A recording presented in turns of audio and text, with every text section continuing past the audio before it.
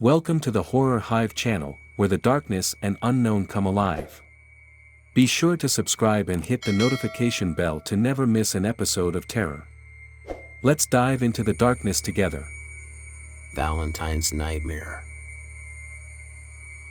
It was Valentine's Day, and the city was buzzing with excitement. Couples were walking hand in hand, flowers and chocolates were being exchanged, and love was in the air. But for one woman, this day would be the beginning of a nightmare. Samantha was excited to spend the day with her boyfriend, but when she arrived at their date spot, he was nowhere to be found. She called and texted him, but there was no answer. Growing worried, Samantha decided to head back home. As she walked through the quiet streets, she felt a strange presence following her. She turned around, but no one was there.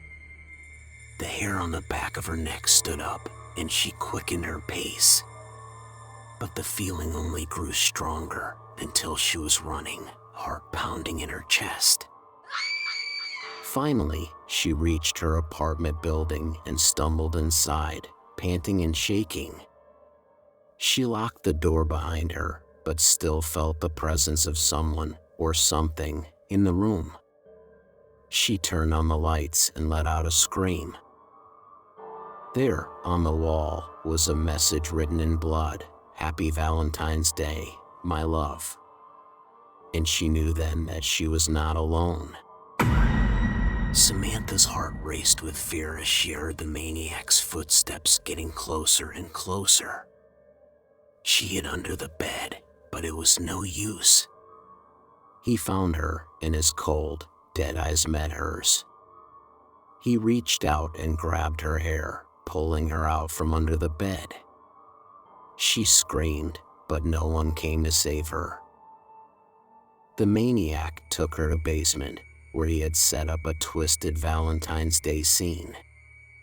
The walls were adorned with heart-shaped balloons, and the room was lit by flickering candles. But instead of love and romance, there was only pain and suffering. Samantha was tied to a chair, and the maniac began his twisted ritual.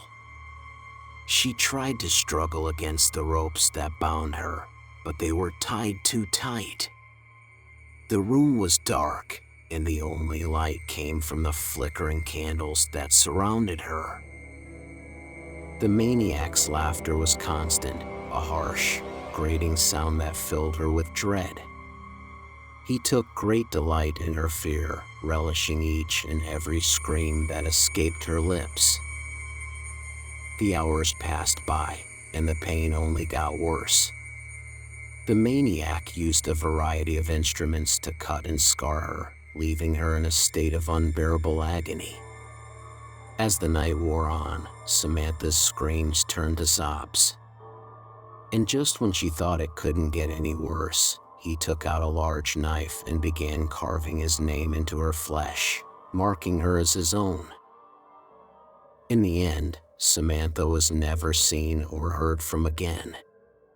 On the wall of her apartment, the message in blood still remained, a haunting reminder of the Valentine's Day massacre. Love turned lethal.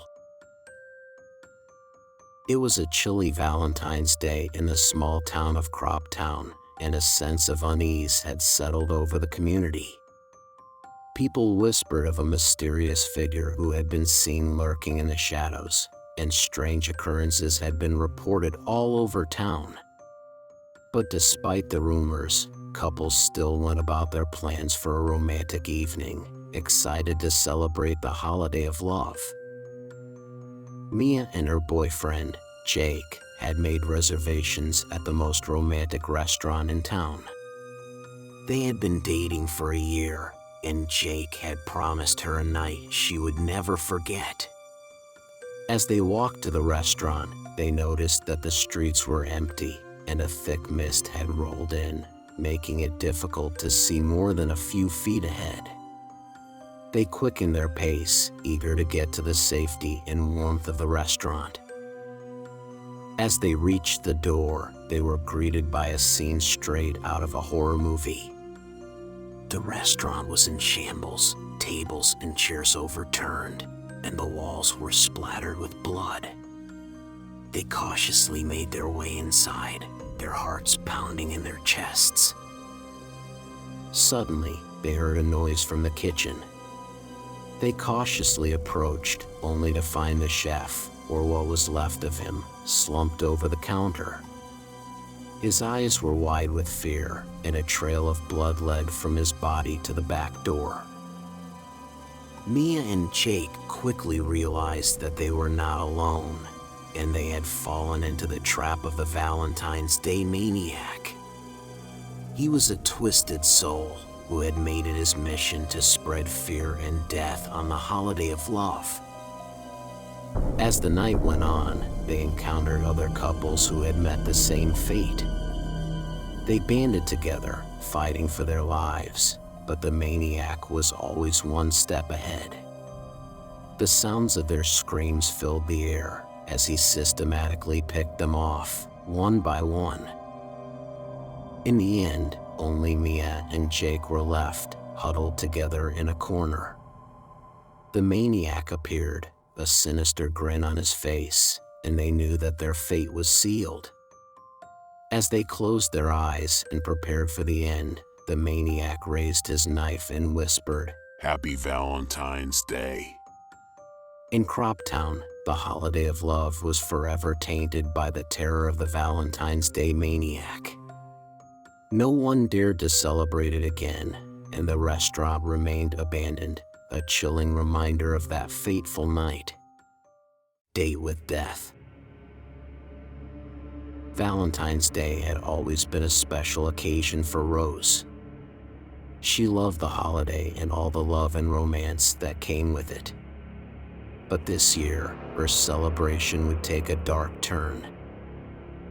Rose had met someone new, a mysterious and handsome man named Alexander, and he had asked her to spend the holiday with him. She was ecstatic and couldn't wait to spend the day of love with her new beau. But as the day went on, Rose began to realize that Alexander was not what he seemed. He took her to an abandoned mansion on the outskirts of town, claiming that it was the perfect place to celebrate their love. As they walked through the dark and eerie halls of the mansion, Rose's nerves began to get the better of her. Alexander's behavior grew more and more erratic, and Rose soon found herself trapped in the mansion with a maniac. Alexander had been planning this for weeks, and he was determined to make Rose his next victim. The sound of footsteps behind her made Rose's heart skip a beat as she ran through the dark halls of the mansion.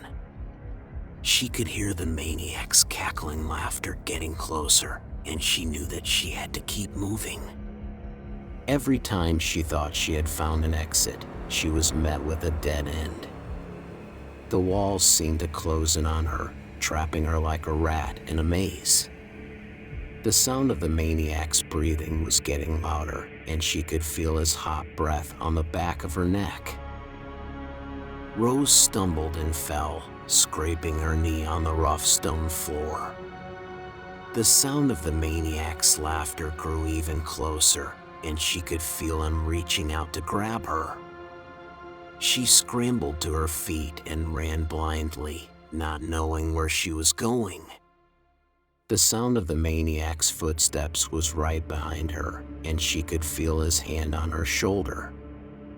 She spun around, ready to fight for her life, and faced the maniac, who stood before her, a twisted smile on his face. Rose screamed and hit him with all her strength, but it was no use. The maniac was too strong, and he overpowered her, holding her down and laughing as she struggled. He reached into his pocket and pulled out a knife, the blade glinting in the dim light of the mansion. "You thought you could escape, didn't you?" He taunted. "But you can never escape me. I will always be here, watching and waiting." And with that, he brought the knife down, plunging it into Rose's chest. As Rose lay there, taking her last breaths, she thought about all the moments she had taken for granted. She thought about the friends and family she had left behind, and the love that she had once thought was unbreakable. And as she closed her eyes for the final time, she realized that love was not enough to save her from the terror of the Valentine's Day maniac. We hope you enjoyed our journey into the world of horror. We strive to bring you the best in horror entertainment, and we appreciate your support. Remember to subscribe to our channel and hit the notification bell so you never miss an episode of terror. Thank you for listening, and we'll see you in our next story.